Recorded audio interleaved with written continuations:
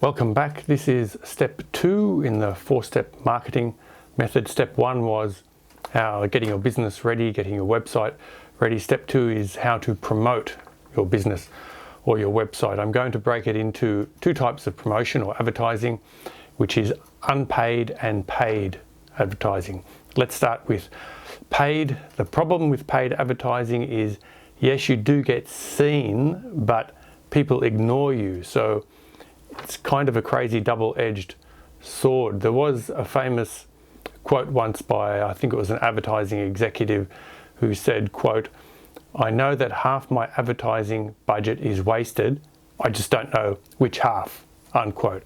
So therein lies the dilemma. However, there is one positive about advertising with money, is if you can use education to advertise. So for example, you have an ad that you're an accountant, and instead of saying, "Hey, I'm an accountant, I'm really good, buy my stuff," you educate people with tax tips, tell them something they don't know, and then you link that back to your website. So paid advertising through education can be very powerful. And there's one final point I want to make about advertising and education, is you can also couple it with entertainment.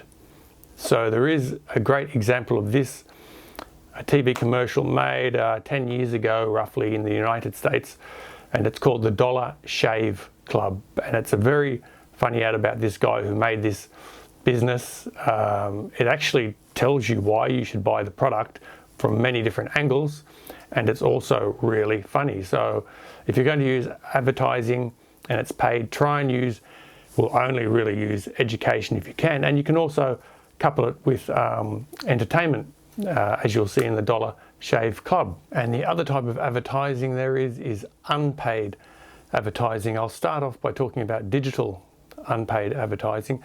So of course we have social media.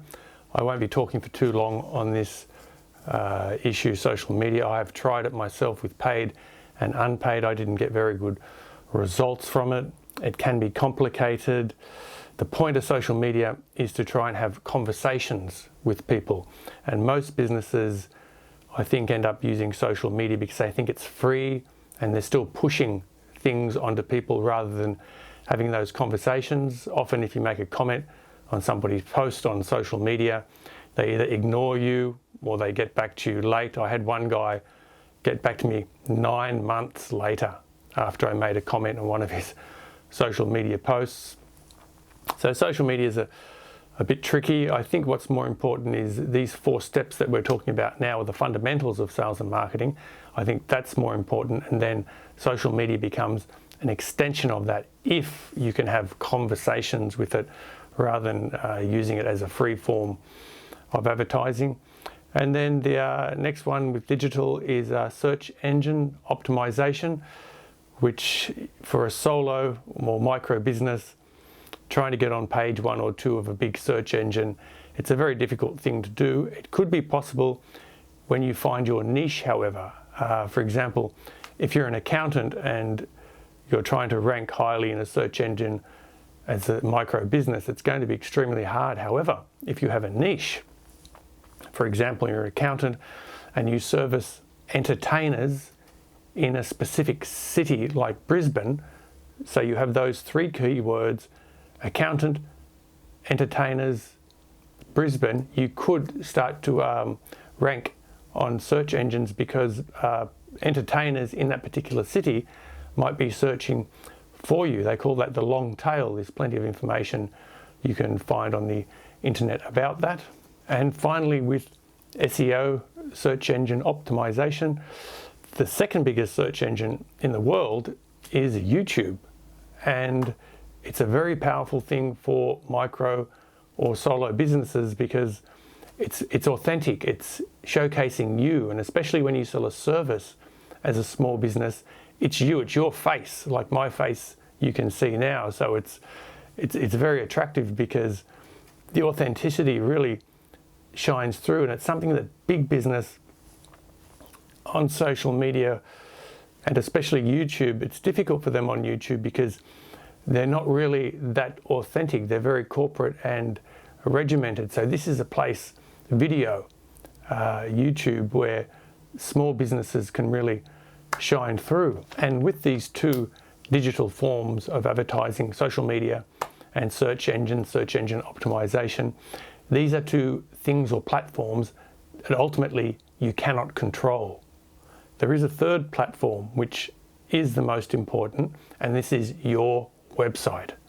This is where you can put all your rich, helpful content, and when you do your advertising, you can link it back to your website, and your website will have all your content like articles, video, case studies, and then you can link the YouTube to your website and website to your YouTube to try and increase interest with that authenticity. And the last part of unpaid advertising I'd like to talk about is, for me, the most important, and it's what I specialize in, which is human to human advertising. So I suppose there's three levels to this. Who are you going to promote to human? Of course, firstly, it's the people you know. You can leverage your networks such as family and friends.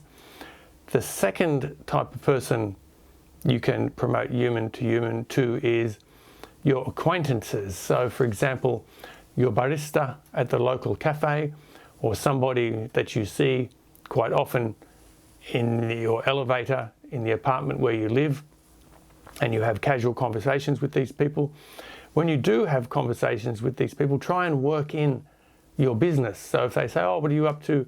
Say, oh, I've just been making a video, I've just been writing an article, or you've been doing something with your business. And then they ask you, what is your business? And maybe you'll start talking about your business. And if that happens, it may fall flat. They may ignore you, which quite often happens. But if they show some type of interest, then keep some business cards in your pocket. And a couple of seconds before you part company, just pull one out and say, business card? Because then all they have to do is take your business card. And this is a way to promote yourself to people that you know, and it really is powerful. A lot of creative people don't like to promote, they don't like to talk about their business, and really you've got to get over this. It's you're not pushing something onto somebody, you're just slowly bringing it into your conversation, and have your business cards ready. Don't say to somebody, can I give you a business card? Really just pull it out of your pocket, there it is, and say, would you like a business card? Or you could just say business card. And this is a way to get the word out, because these people that you sort of half know can often be people that will promote you. Sometimes your family and friends feel a bit funny about talking about business because you're their friend. So these halfway friend type people can really help you sell a lot, quite frankly. And the final type of person that you can promote human to, the third type of person, is a stranger. This is where cold calling comes into play. And don't panic. I've been doing cold calling for 20 years.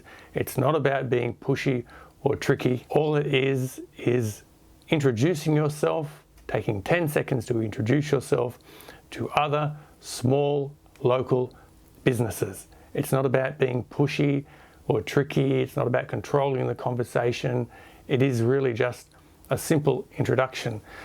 And the reason why it's so powerful is because if somebody does not know about you, they cannot buy from you. When they know about you, then there's a chance they can buy from you. It's similar to a billboard on the side of the road. Sometimes you see it, sometimes you don't. It's really similar to going to a party. If you go to a party at a friend's place, Saturday night, you go there, you can just stand by yourself, or you can choose to introduce yourself to people. So everybody's standing around in the early hours of the party, and things are a little bit tense because there's these strangers there. And then one person decides to have a word to another person. Maybe they introduce themselves. Sometimes it falls flat. There's no chemistry between the people, and it continues to be a very boring party. But eventually somebody will say something to somebody else, and there'll be a spark, and there might be some smiles and laughter, and then the party grows and people are having fun and the party's on fire and it's party, and the whole place takes off. And it's exactly the same with cold calling. When you call a local business. They're like you. They know that we all have to reach out to each other to get to the next level. Some people want to talk to you, some people won't. Some people are established in their businesses, they have a lot of money and they don't want to talk to many people, and that's okay. But eventually you will reach people of a like mind, like you, and things will start to happen. So cold calling is something I really would like you to try. It is scary, but it's very empowering once you realize that you can basically talk to anyone about your business, and it only takes 10 seconds. And there are two ways to cold call: by phone or face-to-face. I've been doing both for 20 years. When you phone cold call, you're just introducing yourself, and then you're sending an email straight away, and then a few days later you're backing it up with another phone call. We'll go into more detail with other videos about cold calling. When you speak to somebody for the first 10 seconds, it doesn't matter how they reply, because you can't control how they reply. It's really just about saying hello. Just like at the party, when you say hello, you're taking a bit of a risk. Yes, they may not talk to you, but they might, and you may meet somebody that develops into a fantastic friendship or relationship. So cold calling by phone and cold calling face-to-face. This is how I started cold calling 20 odd years ago.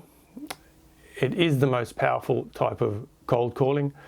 All it is walking into a business, you're delivering printed material, you walk in, you literally don't stop walking, you hand over the printed material, you say thank you, and you walk out. I developed a particular type of method to do this, which I call the courier method. So you literally pretend or act like a courier. You want to get in and out quick. You don't, just like on the phone, you don't want to engage with people because you're a stranger, and stranger equals danger. You want to move in quickly, put the printed material just off to the side, say thank you, smile, and walk out. So what you're doing there is you're committed yet detached, like a courier just trying to do your job. And it's important to take on this courier persona because it is stressful walking into 5, 10, 20 businesses per day. So if you can be committed but detached, it makes it a lot easier. And then you back it up with a phone call a few days later, and whatever happens, happens. There is another thing you can do with in-person cold calling, which is take somebody with you, a wingman or woman. When you do that, they wait outside the front door. You don't want two people walking in. It's too intense. You might freak people out thinking, what are these two people doing in my office? And there's another option. When you take someone, you can use entertainment. The other person can dress up as a character that reflects your brand. You could get a friend to do this to have some fun. You could hire an actor. This is really powerful stuff. So basically, the person at the front desk is being entertained for a few seconds, and it's very impactful. So that's it for step 2. We discussed paid and unpaid advertising. Next is step 3. Have a great full day.